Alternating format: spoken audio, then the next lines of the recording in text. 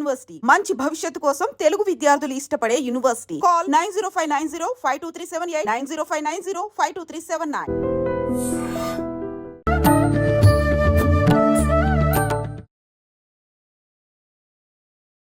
నమస్కారం, welcome to I dream. ధర్మ మార్గం విత్ విజిత కార్యక్రమానికి స్వాగతం. ప్రస్తుతం మనతో పాటు ఉన్నారు దివ్య విశ్వశక్తి పరివార్ ప్రచారకులు స్వామి ఓం స్వరూప్ గారు. ఇప్పుడు వారితో మాట్లాడి మన సందేహాలన్నింటినీ కూడా నివృత్తి చేసుకునే ప్రయత్నం చేద్దాం. నమస్కారం అండి. దివ్య విశ్వ స్వరూపులందరికీ కూడాను దివ్య ఆశీస్సులు. అక్షయ తృతీయ రాబోతోంది మరికొన్ని రోజుల్లో. నాకు తెలిసి ఏప్రిల్ 30 కావచ్చు. అయితే అక్షయ తృతీయ అనగానే ఆడవాళ్ళందరికీ కూడా చాలా ఆనందకరమైన వాతావరణం, బంగారం కొనుక్కోవచ్చు అని చెప్పి. ఎప్పుడు వస్తుంది అంటే ఎప్పుడు కొన్నా ప్రత్యేకించి ఆ రోజు వస్తుంది అంటే ఆత్రం ఎక్కువగా ఉంటుంది. నిజంగా ఆ రోజు బంగారం కొనాలా? ఈ మధ్య కాలంలో చాలా మంది అసలు ఆ రోజు బంగారం కొనాల్సిన అవసరం లేదు అని చెప్పి చెప్తున్నారు. అసలు వాస్తవం ఏంటి? అంటే మామూలుగా ఏంటంటే తల్లులకి బంగారం ఇష్టం, లక్ష్మీప్రదం, అది మనని కాపాడేటువంటి ఒక గొప్ప వరంలాగా కూడా తీసుకోవచ్చు. డబ్బులు ఉన్నప్పుడు కొనుక్కొని మనకి డబ్బులు అవసరమైనప్పుడు ఇబ్బందులు ఉన్నప్పుడు అదే మనని కాపాడి గట్టెక్కిస్తుంది. గోల్డ్ అదొక రకం, అలా కూడా అనుకోవచ్చు. కానీ ఎక్కువగా ఏంటంటే తల్లులు ఏదో కొంచెం అన్నా, ఒక కాస అన్నా, ఏదో ఒక గ్రామ్ అన్నా కొనుక్కుంటారు. అది కొనుక్కోవడం వల్ల మంచిది. తర్వాత ఏదో విధంగా మనకి ఫ్యూచర్ని దృష్టిలో పెట్టుకునే ప్లానింగ్ లాగా కూడా ఉపయోగపడుతుంది. ఇంకోటి, బంగారము వల్ల ఈ యొక్క శరీరానికి ఆరోగ్యాన్ని కూడా ఇస్తుంది. బంగారం పన్నీళ్ళు అంటూ ఉంటాం. స్వీట్స్ షాప్లోకి వెళ్ళి చూడండి, వెండి పన్నీలు, బంగారు పన్నీలు పూస్తూ ఉంటారు, పూసి స్వీట్లు అమ్ముతూ ఉంటారు. ఇప్పుడు కొంచెం కల్తీ అయిందేమో, నాకు సరిగ్గా తెలీదు. ఒకప్పుడు గోల్డ్ పన్నీళ్ళు చేసేవారు, చేసేసేసి చక్కగా స్వీట్ల మీద పెట్టి తినేవారు. ఇంకా కొంచెం అడ్వాన్స్గా వెనక్కి వెళితే పన్నీళ్ళు చేసేసి దాంట్లో ఇంకా ఔషధ గుణాలు కూడా కలిపిన పన్నీళ్ళతో సహా అన్నంలో కూడా కలుపుకొని తినేవారు. ఇది తెలుసా? తెలీదు.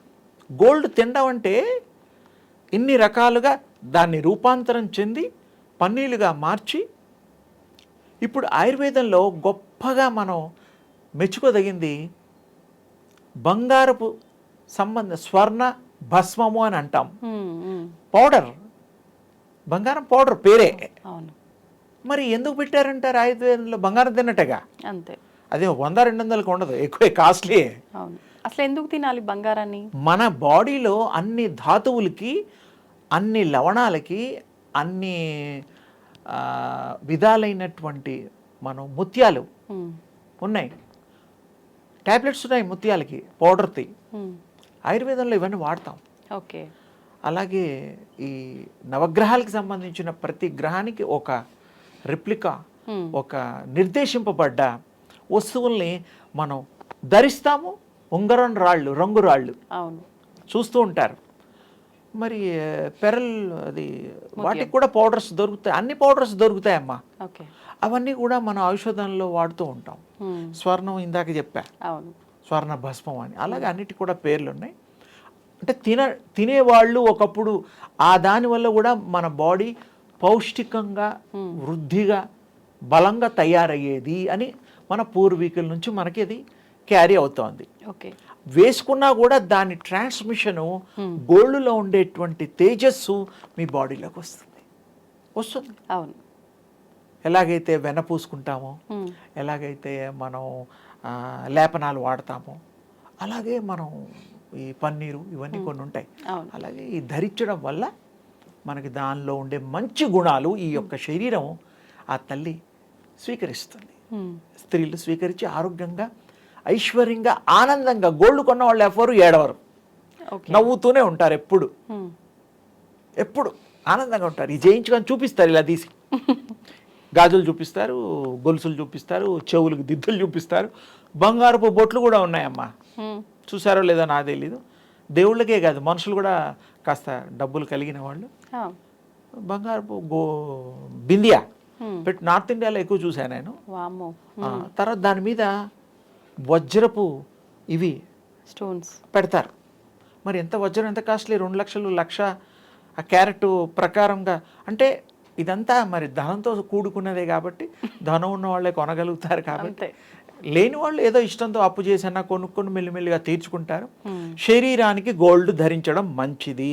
ఒకప్పటి గోల్డ్, ఇప్పుడు లేటెస్ట్ గోల్డ్ గురించి నాకు తెలియదు, అందులో ఏం కలుపుతున్నారో కొన్ని వింటూ ఉంటాం కాబట్టి pure gold is good for health. మరి అసలు గోల్డ్ ధరించడం వల్ల ఉపయోగాలు ఏంటో చెప్పారు. ఇంతకీ అక్షయ తృతీయ రోజు గోల్డ్ కొనాలి. నిజంగా? అలానన్నా కొంటాం కదా, ఏదో పేరు పెట్టుకొని. మనం ఆహారం తినేటప్పుడు 3 గంటలకు ఒకసారి, 5 గంటలకు ఒకసారి కంపల్సరీ తినాలి, లేకపోతే పడిపోతాం. కానీ చాలా మంది చెప్తున్నారు ఈ మధ్యకాలంలో, మన పురాణాల నుంచి కూడా ఎక్కడా కూడా లేదు ఆ రోజున బంగారం కొనాలి అని చెప్పి. ఏదైనా మనం దానం చెయ్యాలి. ఆ రోజు దానాలు చేసిన ధర్మాలు మంచి పని- కూడా ఎవరు చేయాలి? డబ్బున్న వాళ్ళే కదా. లేని వాడి దగ్గర ఏముంటుంది పాపం? వాడు అప్పు తీసుకొచ్చి మరీ దానం చేయడం కరెక్టా? కాదు. వాడు కలిగినది దానం చేయండి. కలగంది నువ్వు కలగడానికి వీలైన శ్రమ పడు.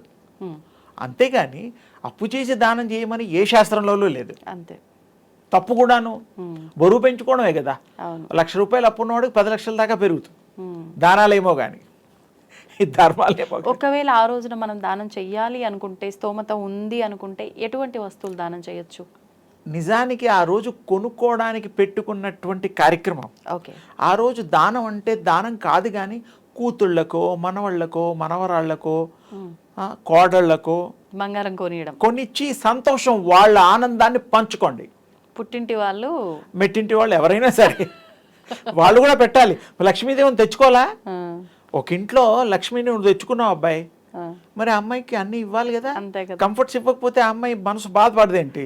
ఇంత సేవ చేస్తున్నాను, ఇంతమందికి వండి పెడుతున్నాను, ఇంతమందికి ఇన్ని రకాలుగా నేను అన్ని కూడా సమకూరుస్తున్నాను, నా మనస్సును ఎరిగి వాళ్ళు సంతోషపెట్టి ఇంత పెసరెత్తు బంగారం కొనిపెట్టలేరా, బాధపడదేంటి? మరి ఆ అమ్మాయికి ఎవరు కొనిపెడతారు? పెద్దవాళ్ళు మీరు చెప్తున్నారు కాబట్టి అందరూ రెడీగా ఉండాలి ఆ రోజు జేబులు ఖాళీ చేసుకోవడానికి. మగవాళ్ళు లేదు, సంతోష పెట్టడం. ఫైనల్ గా బంగారం కొన్నా సంతోషమే, మనస్సును సంతోష పెట్టాలి. ఎంత ఉంటే అంత. డబ్బు లేకుండా అప్పు తీసుకొచ్చి కొనమని కాదు మా ఉద్దేశం. ఉన్న దాంట్లో సంతోషంగా గృహలక్ష్మిని సంతోష పెట్టాలి. గృహలక్ష్మిని పేరే లక్ష్మీదేవినే తెచ్చుకున్నాం మనం. వాళ్ళు కూడా విష్ణుస్వామి అనుకునే ఈ లక్ష్మిని వాళ్ళు కన్యాదానం చేసినప్పుడు కాళ్ళు గడగడం అవన్నీ కార్యక్రమాలు అందరికీ తెలుసు. ఆ ఇంటి లక్ష్మిని మన ఇంటికి లక్ష్మిగా మార్చుకొని మనం కూడా ఆ లక్ష్మి కళలు ఉట్టిపడేటట్టుగా మన కుటుంబాన్ని కూడా, ఆ అమ్మాయిని పెళ్లి చేసుకున్న వారు కూడా అంత గొప్పగా అవుతారు, తీరుతారు. అందరూ కలిసిమెలిసి ఆ ప్రేమను పంచుకుంటే. ఓకే. ఇక ద్వేషాలకి అతీతంగా ఉండాలి. మరి 100 ఏళ్ళు కాకపోయినా ఎన్నేళ్ళున్నా భర్తతోటే ఉండాలి, అత్తమామలతో ఉండాలి, ఆడపడుచులతో ఉండాలి, మరుదులతో ఉండాలి, వచ్చే పోయే చుట్టాలని మరి గౌరవించాలి, తప్పదు కదా. అందుకని ఆ రోజు బంగారం కొనుక్కుంటే అదొక గుర్తుగా మిగులుతుంది. సెంటిమెంటే అనుకో, ఏదన్నా అనుకో, కొండ మంచిదేగా. అంతే. సంతోష పెట్టడం కాజ్ మెయిన్. ఒక తల్లిని సంతోష పెట్టేటువంటి కార్యక్రమం కాబట్టి కొనాలి, దాచుకుందాం, ఎప్పటికైనా అది ఉపయోగపడకపోయినా నష్టం లేదు, కానీ కొంటే ఆనందం. అంతే. ఆనందాన్ని పంచుకునేంత గొప్ప అవకాశం మళ్ళీ బంగారంలోనే ఉంది. డబ్బిస్తే మళ్ళీ అదే పోయి కొనుక్కుంటాంగా. ఏది ఇచ్చినా బంగారం రూపంలో ఇస్తే బంగారం లాంటి మనస్సు సంతోషపడుతుంది. స్త్రీమూర్తి మనస్సు బంగారం. ఆ బంగారానికి బంగారం ఇస్తే మహాబంగారం అయిపోతుంది. అందుకని తప్పకుండా ఆ తల్లుల్ని సంతోషపెడదాం, ఆ తల్లుల్ని లక్ష్మీదేవిగా భావిద్దాం.